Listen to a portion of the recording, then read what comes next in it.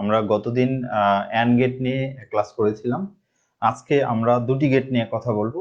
দুটি মৌলিক গেটের পর্যায়ে পড়ে, একটি নট গেট আর একটি বাফার গেট। তো যাই হোক, আমরা প্রথমেই নট গেট দিয়ে শুরু করি।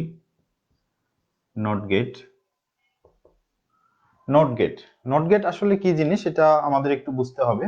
আমরা শুরুতে বা প্রথম লেকচারে বলেছিলাম বুলিয়ান স্বতঃসিদ্ধ, এরপর বলেছিলাম বুলিয়ান পূরক। তো যেহেতু আমরা বুলিয়ান পূরকের কথা বলেছিলাম, আর বুলিয়ান পূরকের ইমপ্লিমেন্টেশন মূলত যে গেটের সাহায্যে করা হয় সেটি হচ্ছে নট গেট।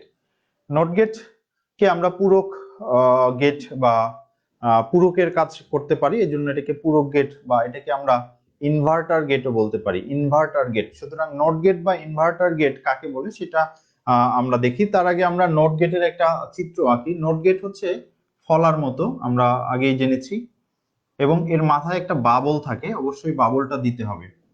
তো নট গেটের ইনপুট থাকে কেবল একটি, এবং ইনপুটে আমরা যে ইনপুটটা দিব আউটপুটে ওয়াই ইজ ইকুয়াল তার রিভার্স হয়ে যাবে, তার রিভার্স বা পূরক হয়ে যাবে।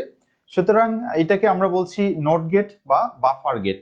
তার মানে আমরা ইনপুটে যদি এ দিয়ে থাকি তাহলে আমাদের আউটপুটে এসে এ এর বার বা এ এর পূরক বা এ এর নোট হয়ে যাবে, যেটা আমরা এ কমপ্লিমেন্ট হিসাবে বলেছিলাম সেটের ক্ষেত্রে। তাহলে সেটে যেটাকে আমরা কমপ্লিমেন্ট বলছি, আমাদের লজিক গেটে সেটাকেই আমরা এর পূরক বলছি, এ এর পূরক বা এ এর নোট বলছি। সো এটাই হচ্ছে আমাদের নোট গেট। নোট গেটের ইনপুটে যদি আমরা 0 দিই তাহলে আউটপুটে আমাদের 1 পাওয়া যাবে, এবং ইনপুটে যদি আমরা 1 দিই তাহলে আউটপুটে আমাদের 0 পাওয়া যাবে। অর্থাৎ ইনপুটে আমরা যে ভ্যালুটি দিব, লজিক যে ভ্যালুটি দিব, আউটপুটে তার বিপরীত লজিক ভ্যালু তৈরি হবে। এটাই আমাদের নোট গেটের মূল কার্যক্রম। সো নোট গেটের একটা সত্যক সারণী আছে। তো সেই সত্যক সারণীটা মূলত এসেছে আমাদের একটা সার্কিট ডায়াগ্রাম থেকে। আমরা নোট গেটের সার্কিটটা যদি দেখি তাহলে একটু ভালো করে আমরা লক্ষ্য করি যে এখানে আমরা কি দেখতে পাচ্ছি। এটা হচ্ছে আমাদের একটি সার্কিট, এবং এই সার্কিটে আমাদের যে লোড বা আমাদের যে আউটপুট আছে বা আমাদের আউটপুট লাইটটা আছে তার সাথে প্যারালালি একটা সুইচ দেওয়া আছে। এটা হচ্ছে আমাদের এ, এই সুইচটা হচ্ছে আমাদের এ, এবং এখানে আমরা y ইজ ইকুয়াল পাচ্ছি এবং y ইজ ইকুয়াল এ বার। অর্থাৎ আমরা এই সুইচটা যদি অন করি তাহলে আমাদের লাইটটা অফ হয়ে যাবে, এবং আমরা সুইচটা যদি অফ করি তাহলে আমাদের লাইটটা অন হয়ে যাবে। এই যে সার্কিটটা আছে, এই সার্কিটটা আমরা একটু ভালোভাবে বোঝার চেষ্টা করি যে এটা আসলে কিভাবে ঘটে। এটাকে আমরা দেখার জন্য আমরা প্রথমে একটা জিনিস একটু বুঝি যে এখানে যে আমাদের বাল্বটা দেওয়া আছে সেই বাল্বটা হচ্ছে রোধ। রোধ মানে হচ্ছে বাধা। ইলেকট্রিক সার্কিটে বা ইলেকট্রিক্যাল সার্কিটে আমাদের যেটা হয় যে আমরা যখন কারেন্ট ফ্লো করি তখন কারেন্টটা রোধের মধ্য দিয়ে সহজে যেতে চায় না। তার মানে রোধ যত বেশি বাধা তত বেশি। তার মানে বাধা বেড়ে গেলে আমাদের এই লাইন দিয়ে কারেন্ট ফ্লো হতে চাইবে না। এখন যেহেতু আমরা এখানে একটা ভোল্টেজ ডিফারেন্স তৈরি করেছি আমাদের এই সার্কিটে, তাহলে সেই ক্ষেত্রে আমাদের আগের যে সার্কিটটা ছিল সেটা হচ্ছে যে এরকম একটা বাল্ব, আর এখানে আমাদের একটা ভোল্টেজ ডিফারেন্স তৈরি করা আছে, ব্যাটারি, আমরা প্লাস মাইনাস বলছি। যেহেতু এর কোনো অল্টারনেটিভ রাস্তা নেই এই সার্কিটে, এবং আমরা যেহেতু এখানে একটা ভোল্টেজ অ্যাপ্লাই করেছি, সেটা 5 ভোল্ট হতে পারে, 10 ভোল্ট হতে পারে, অথবা যে কোনো ভোল্ট হতে পারে। যেহেতু আমরা ভোল্টেজ ডিফারেন্স তৈরি করেছি সেহেতু আমাদের কারেন্টটা এই বাধা অতিক্রম করে প্রবাহিত হওয়ার চেষ্টা করবে। যেহেতু এই বাধাটা অতিক্রম করবে, কারণ হচ্ছে যে আমরা এখানে ভোল্টেজ ডিফারেন্স তৈরি করেছি।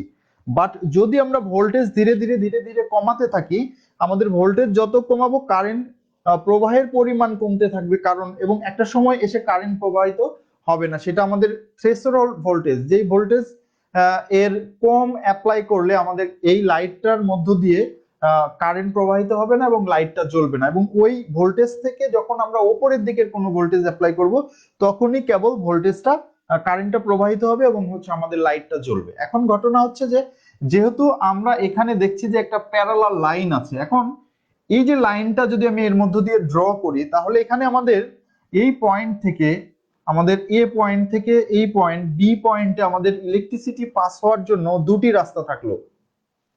একটি রাস্তা হচ্ছে ডিরেক্ট এ বি, আরেকটি রাস্তা হচ্ছে এ ওয়াই ইকুয়াল হচ্ছে আমাদের এবার এ ওয়াই বি, অর্থাৎ আমাদের একটা সোজা রাস্তা, আরেকটি হচ্ছে আমাদের এই লোডের মধ্য দিয়ে রাস্তা। এখন যেহেতু আমরা এখানে ভোল্টেজ অ্যাপ্লাই করেছি সেহেতু কারেন্ট এই লাইনে বাধা পাচ্ছে না, অর্থাৎ আমাদের ডিরেক্ট লাইনে কোনো বাধা নেই, রোধ নেই, ফলে কারেন্টটা এদিক দিয়ে প্রবাহিত হবে। এদিক দিয়ে প্রবাহিত হলে কারেন্টটা আমাদের এই লাইটের মধ্য দিয়ে প্রবাহিত হতে চাইবে না বা হবে না।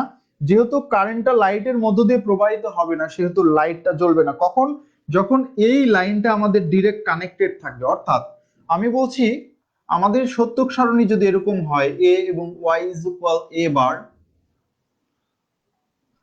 এখানে আমরা দুটি ইনপুট দিতে পারি কেবল। একটি হচ্ছে জিরো। আমরা যদি জিরো দেই, অর্থাৎ আমাদের এই লাইনটা যদি না থাকে, এখানে যেহেতু আমরা ভোল্টেজ অ্যাপ্লাই করেছি, সেহেতু কারেন্ট প্রবাহিত হওয়ার জন্য একটিই রাস্তা, অর্থাৎ এই সুইচটা আমাদের অফ। আমাদের এই সুইচটা মাঝখানে আমাদের ক্রস, অর্থাৎ এখানে কোনো ডিরেক্ট কানেকশন নেই, সুইচটা অফ করা আছে। সেহেতু আমাদের কেবল একটিই রাস্তা আছে, সেটা হচ্ছে আমাদের এই লাইট, এবং এই লাইটের মধ্য দিয়ে কারেন্ট পাস হবে। যেহেতু আমরা এখানে ভোল্টেজ ডিফারেন্স তৈরি করেছি, সুতরাং আমাদের লাইটটা জ্বলবে। কখন? যখন আমরা এখানে অফ করলাম, অর্থাৎ আমাদের এই সুইচটা যখন আমরা জিরো করে দিলাম, তখন আমাদের ওয়াই এর আউটপুটটা পাওয়া যাচ্ছে, অর্থাৎ লাইটটা জ্বলতেছে। লাইটটা জ্বললে আমাদের আউটপুট 1 হয়ে যাবে। এখন ঘটনা হচ্ছে কি হবে যদি আমরা এই লাইনটা ডিরেক্ট কানেক্ট দিয়ে দিই, অর্থাৎ এই লাইনটা যদি আমরা কানেক্ট করে দিই, অর্থাৎ অন করে দিই। অন করে দেওয়া মানে হচ্ছে আমাদের ইনপুটটা 1, যেহেতু এটা অন আছে, সেহেতু কারেন্টটা এই রাস্তা দিয়ে প্রবাহিত হবে। কারেন্টটা এই রাস্তা দিয়ে প্রবাহিত হবে, বাট এই লাইটের মধ্য দিয়ে কারেন্টটা যাবে না। যেহেতু কারেন্টটা লাইটের মধ্য দিয়ে যাবে না, সেহেতু আমাদের আউটপুটটা হবে 0। এইভাবে আমরা আমাদের নোট গেটের ফলাফল পেতে পারি। অর্থাৎ নোট গেট এমন একটি গেট যার একটি ইনপুট থাকে, একটি আউটপুট থাকে। আমরা দেখতে পেয়েছি আমাদের এই চিত্র থেকে যে নোট গেটের কেবল একটি ইনপুট থাকে এবং একটি আউটপুট থাকে, এবং আমরা ইনপুটে 0 দিলে আউটপুটে 1 পাই, ইনপুটে 1 দিলে আউটপুটে 0 পাই।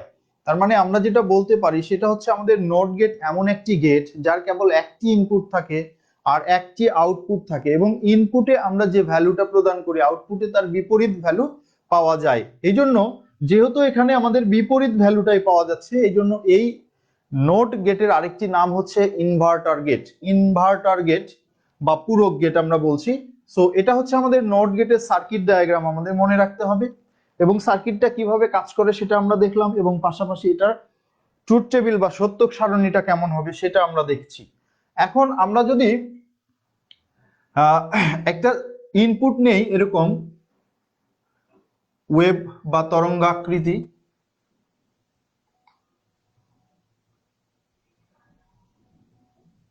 তাহলে আমরা এটাকে এ বলছি, যেখানে এ ইজ ইকুয়াল এক ঘর নিচে মানে একটা 0, এক ঘর ওপরে মানে একটা 1, এক ঘর নিচে মানে একটা 0, এক ঘর ওপরে মানে একটা 1, দুই ঘর নিচে মানে দুইটা 0, এবং এক ঘর ওপরে মানে হচ্ছে একটা 1। তাহলে এই ক্ষেত্রে আমাদের ওয়াইটা কি হবে? নট গেটের ক্ষেত্রে এর রিভার্স হবে, অর্থাৎ ওয়াই ইজ ইকুয়াল হবে 1 0 1 0 1 1 0। জাস্ট আমাদের এ এর যে ভ্যালুটা আছে সেই ভ্যালুর বিপরীত ভ্যালু। এখন সেই ক্ষেত্রে আমাদের আউটপুটটা হবে প্রথমেই উপরে, এরপরে নিচে, এরপরে উপরে, এরপরে নিচে, এরপরে দুইটা উপরে, এরপরে একটা নিচে। এভাবে আমাদের আউটপুটটা আমরা পাবো, যেটা হচ্ছে আমাদের এ এর পূরক। সুতরাং কখনো যদি আমাদের এরকম উদ্দীপক থাকে বা স্টিম থাকে যেখানে আমাদের সিগন্যালটা, দুইটি সিগন্যাল একটি অপরটির বিপরীত, তাহলে সেই ক্ষেত্রে আমরা বলতে পারবো যে এটা একটি নোট গেট। এই ছিল আমাদের নোট গেট। এখন আমরা যে গেটটি দেখবো সেটির নাম হচ্ছে বাফার গেট। বাফার গেট দেখতে আমাদের নোট গেটের মতো, তবে এখানে আউটপুটটা নোট গেটের বিপরীত হয়, অর্থাৎ আউটপুটটা ইনপুটের অনুরূপ হয়। তো আমরা বাফার গেট বা বাফার সার্কিট কখন কোথায় ব্যবহার করি সেটা একটু দেখব। আমাদের বাফার গেটের ক্ষেত্রে এই বাবলটা থাকে না, অর্থাৎ মাথায় কোনো বাবল থাকে না, তখন এটাকে আমরা বলি buffer gate. Buffer gate buffer gate এমন একটি গেট যার একটি ইনপুট থাকে এবং একটি আউটপুট থাকে, এবং ইনপুটে আমরা যে ভ্যালুটা প্রদান করি আউটপুটে ঠিক একই ভ্যালু পাওয়া যায়। অর্থাৎ ইনপুটে যদি আমি 0 দিই তাহলে আউটপুটে 0ই পাবো, আর ইনপুটে যদি আমি 1 দিই তাহলে আউটপুটে 1ই পাবো। তাহলে ইনপুটের অনুরূপ আউটপুট পাওয়া যায় আমাদের বাফার গেটে। তাহলে এখন কথা হচ্ছে যে বাফার গেটটা আমরা কেন ব্যবহার করব। তার আগে আমরা বাফার গেটের একটা সার্কিট দেখি। আমাদের বাফার গেটের সার্কিটটা এরকম।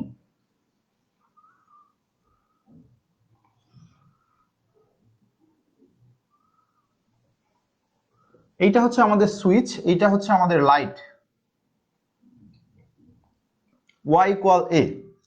তো এই যে সার্কিটটা আছে, এই সার্কিটটা আমাদের দৈনন্দিন জীবনে কিন্তু আমরা ব্যবহার করে থাকি। আমাদের লাইট জ্বালানোর জন্য, আমাদের ফ্যান চালানোর জন্য যে সুইচগুলো ব্যবহার করি সেগুলো মূলত বাফার গেট হিসাবে কাজ করে। কিভাবে? আমরা যদি সুইচটা অন করি, অর্থাৎ আমরা যদি সুইচটা অন করি তাহলে লাইটটা জ্বলবে, আর সুইচটা যদি অফ করি তাহলে লাইটটা জ্বলবে না। অর্থাৎ আমাদের সত্যক সারণীটা হবে ঠিক এরকম, যে আমরা যদি জিরো দেই, অর্থাৎ আমরা যদি সুইচটা অফ রাখি তাহলে আমাদের লাইটটা জ্বলবে না। অর্থাৎ আমরা ইনপুটে জিরো দিলে আউটপুটেও জিরো পাবো, এবং আমরা যদি সুইচটা অন করি তার মানে লজিক ভ্যালু 1, এবং সেই ক্ষেত্রে আমাদের আউটপুটটাও 1 হবে। যেহেতু আমরা সুইচটা অন করেছি সেহেতু লাইটটা জ্বলবে। তাহলে এটা আমাদের দৈনন্দিন জীবনে আমরা ব্যবহার করে থাকি। এখন কথা হচ্ছে, যেহেতু আমরা জিরো দিয়ে জিরো পাই, 1 দিয়ে 1 পাই, এই সার্কিটটি আসলে আমরা কোথায় ব্যবহার করব, এটা একটা প্রশ্ন হতে পারে। এখন অনেক দূর যাওয়ার পরে আমাদের সিগন্যালটা কখনো কখনো উইক হয়ে যায়।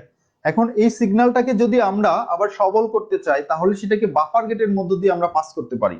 বাফার গেটের মধ্য দিয়ে পাস করলে যেটা হয় যে সিগন্যাল অপরিবর্তিত থাকে কিন্তু সিগন্যালের স্ট্রেংথ বা শক্তিটা বেড়ে যায়। এভাবে আমরা বাফার গেটের সাহায্যে আমরা আমাদের সিগন্যালটাকে শক্তিশালী করতে পারি বা বিবর্ধিত করতে পারি।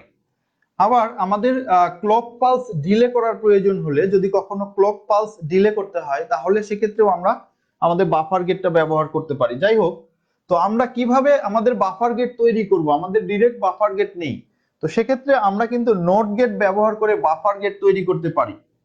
যে আমরা এই লজিক গেটে যদি এ ইনপুট দেই তাহলে এই পয়েন্টটাতে আমরা কি পাবো?